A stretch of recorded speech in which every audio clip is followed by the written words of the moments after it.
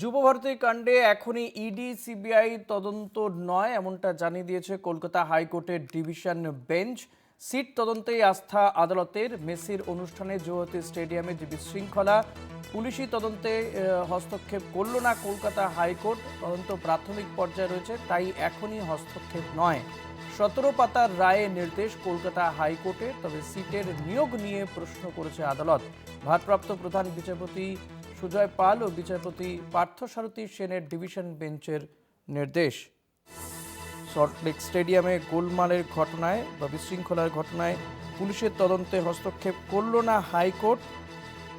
17 পাতার রায়ে আদালত জানিয়েছে যে এখনই ইডি সিবিআই তদন্তের প্রয়োজনীয়তা নেই। সেক্ষেত্রে বক্তব্য যে সিটের তদন্তে তারা আস্থা রেখেছেন। তবে সিটের যে নিয়োগ, সেই নিয়োগ নিয়ে বেশ কিছু বিষয়ে প্রশ্ন তুলেছে আদালত।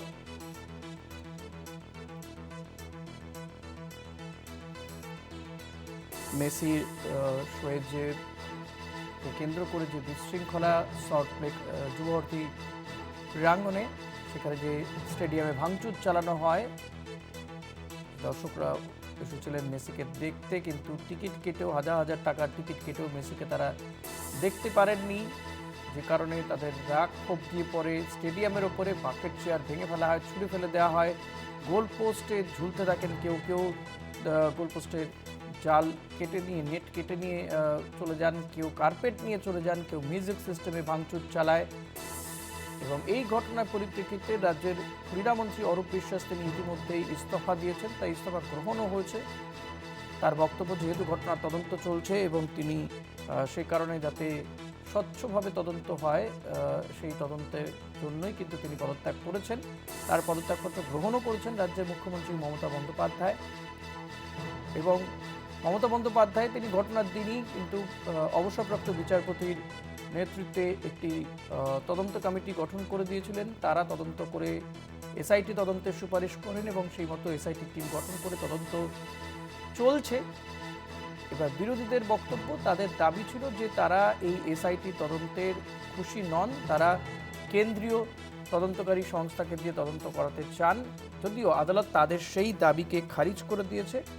আদালতের বক্তব্য, তদন্ত একেবারে প্রাথমিক পর্যায়ে রয়েছে, ফলত এক্ষুনি ইডি বা সিবিআইকে দিয়ে তদন্ত করার প্রয়োজনীয়তা নেই। এক্ষেত্রে পুলিশি তদন্তের উপরে আস্থা রেখেছে কলকাতা হাইকোর্ট। বিরোধীদের যে দাবি ছিল, বিরোধী দলনেতা শুভেন্দু অধিকারী বিশেষ করে যে দাবি ছিল সিবিআই তদন্তের, সেই দাবিকে খারিজ করে দিয়েছে কলকাতা হাইকোর্টের ডিভিশন বেঞ্চ।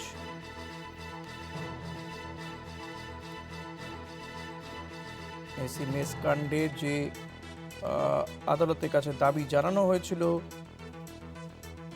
সিবিআই তদন্তের, কিন্তু আদালত সেই দাবিকে খারিজ করে দিয়েছে।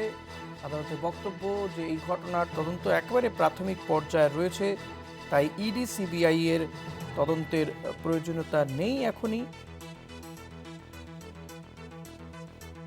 সেক্ষেত্রে আদালতের বক্তব্য যে সিট তদন্ত চালিয়ে যাবে, তবে সিটের নিয়োগ নিয়ে প্রশ্ন রেখেছে।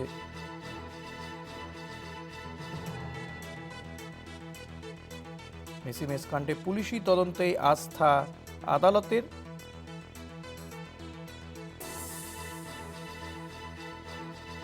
সিটের তদন্তে আস্থা রেখেছে কলকাতা হাইকোর্ট। সেক্ষেত্রে বিরোধীদের দাবিকে খারিজ করে দিয়েছে কলকাতা হাইকোর্টের ডিভিশন বেঞ্চ। যুবভারতী কাণ্ডে এখনই ইডি সিবিআই তদন্তের প্রয়োজন নেই। তাদের বক্তব্য যে এই ঘটনার তদন্ত একেবারে প্রাথমিক পর্যায়ে রয়েছে, ফলত এই তদন্তে এখনই কোনো ইডি বা সিবিআই, কোনো কেন্দ্রীয় তদন্তকারী সংস্থার তদন্তের প্রয়োজনীয়তা নেই। যুবভারতীতে যে বিশৃঙ্খলার ঘটনা, সেই ঘটনার দিনই কিন্তু কলকাতা বিমানবন্দর থেকে গ্রেপ্তার করা হয় এই ইভেন্টের মূল উদ্যোক্তাকে, শতদ্রু দত্তকে। তারপরে একে একে আরও বেশ কয়েকজনকে গ্রেপ্তার করা হয়েছে, এমনকি যারা এই ভাঙচুর বিশৃঙ্খলা করেছিলেন তাদেরকেও বেশ কয়েকজনকে গ্রেপ্তার করা হয়েছে। সিট তদন্ত করছে, যদিও ঘটনার দিনই মুখ্যমন্ত্রী অবসরপ্রাপ্ত বিচারপতির নেতৃত্বে তদন্ত কমিটি গঠন করে দিয়েছিলেন। তারা তদন্ত করে সিটের তদন্তের সুপারিশ করেন এবং সেই মতো সিটের তদন্ত চলছে, কিন্তু বিরোধীদের দাবি ছিল ইডি সিবিআইকে দিয়ে তদন্ত করার, কিন্তু আদালত সেই দাবি খারিজ করে দিয়েছে। এই মুহূর্তে আমরা টেলিফোনে যোগাযোগ করতে পেরেছি আইনজীবী সায়ন ব্যানার্জির সঙ্গে। সায়ন, আপনাকে স্বাগত জানাবো কলকাতা টিভিতে। মেসি ইভেন্টে যে বিশৃঙ্খলার ঘটনা, সেই ঘটনায় আদালত কিন্তু ইডি সিবিআই তদন্তের দাবিকে খারিজ করে দিয়েছেন, পুলিশি তদন্ত বা সিটের তদন্তেই আস্থা রেখেছেন। কি বলবেন? দেখুন, রাজ্যের মুখ্যমন্ত্রী এবং রাজ্যের বিরোধী দলনেতা, রাজ্যের মুখ্যমন্ত্রী ল অ্যান্ড অর্ডার পালন করতে ব্যর্থ হয়েছে।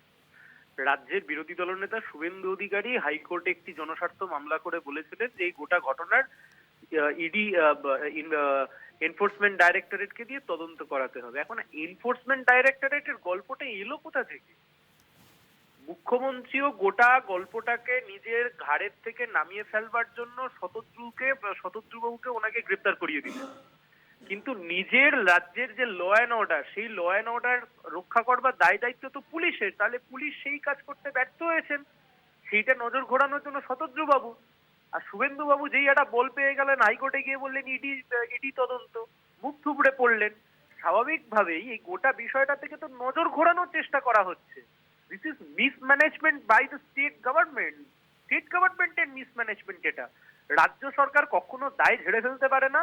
আর এই শুভেন্দু বাবুর উল্টোপাল্টা মামলার জন্য আসলে রাজ্যের তৃণমূল কংগ্রেসের সরকারই অক্সিজেন পায় মাঝে মাঝে। ধন্যবাদ সায়ন। কথা বলছিলাম সিপিআইএম নেতা আইনজীবী সায়ন বন্দ্যোপাধ্যায়ের সঙ্গে।